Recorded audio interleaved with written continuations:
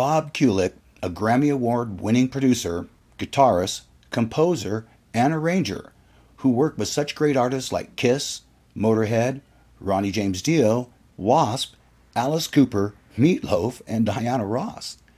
He opened up about how he was treated during his work with Kiss as a session player and how much he was paid.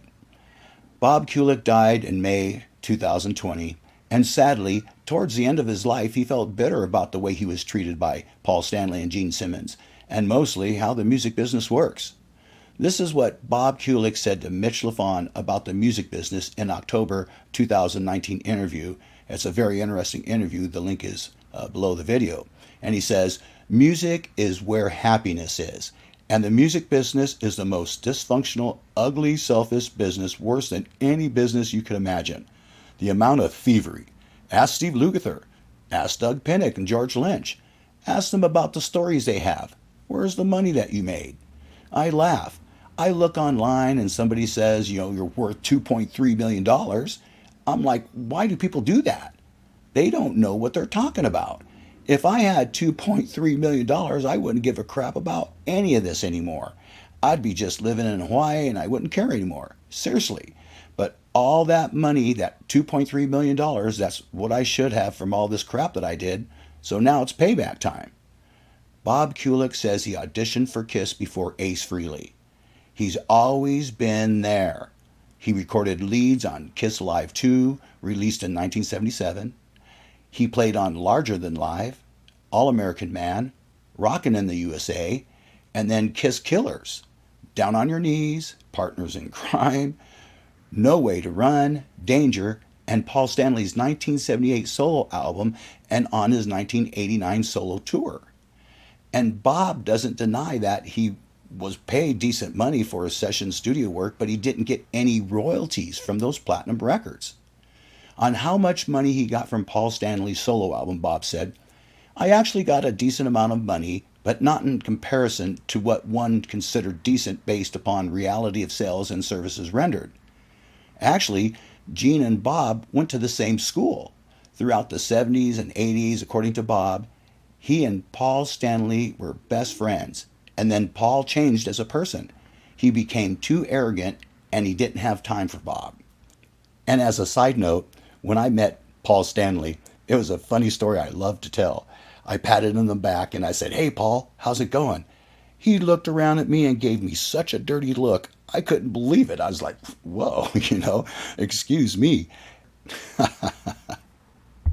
On how much money he was paid for his Kiss session studio work, Bob Kulick said to the Metal Voice in November 2019, very interesting, heart-poured interview, the link's below the video. So this is what Bob Kulick said.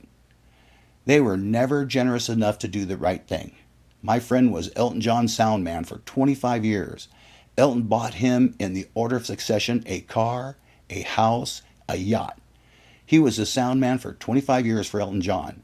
I was paid double scale for Kiss Alive 2, essentially $600 for 3 hours. It didn't take me 3 hours to play that stuff.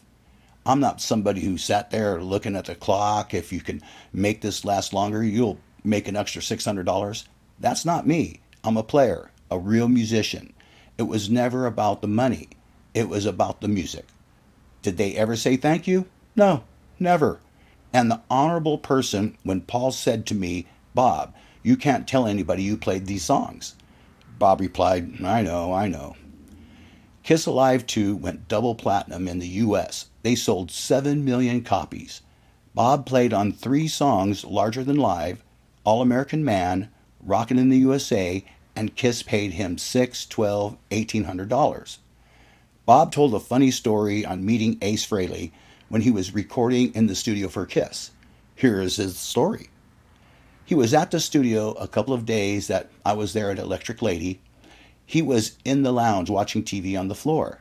So I came in to say goodbye, and he was like, "Hey, Curly, how was I?" And Bob looked at Ace and said, "It was the best you ever played." But let's go back to the money issue. So, Bob said that he didn't want any money from Paul and Gene. All he wanted was respect. In the end, he felt lack of respect from Paul and Gene. But maybe it wasn't a matter of respect. Perhaps Paul and Gene just were not interested in working with Bob. They had too many other talented musicians to work with. And Bob wanted Paul and Gene to record their last song, End of the Road. He wanted to be the producer and get the credit. But Paul and Gene were not interested, and that's why Bob felt bitter and disrespected. Anyway, Bob wasn't just a guitarist, he was a producer, songwriter, and besides Kiss, he worked successfully with many other big name artists, had his own projects. Meatloaf thanked Bob Kulick, saying Bob played an essential part in making Bat Out of Hell the success it became. Bat Out of Hell has sold over 43 million copies worldwide, making it one of the best-selling albums of all time. It is certified 14 times platinum by the Recording Industry Association of America. It is the best-selling album in Australia, having been certified 26 times platinum by the Australian Recording Industry Association. As of June 2019, it has spent an amazing 522 weeks in the UK Albums Chart, the fourth longest chart run by a studio album. He worked in the studio with Ronnie Dio and Lemmy, and he said that they were very generous to him.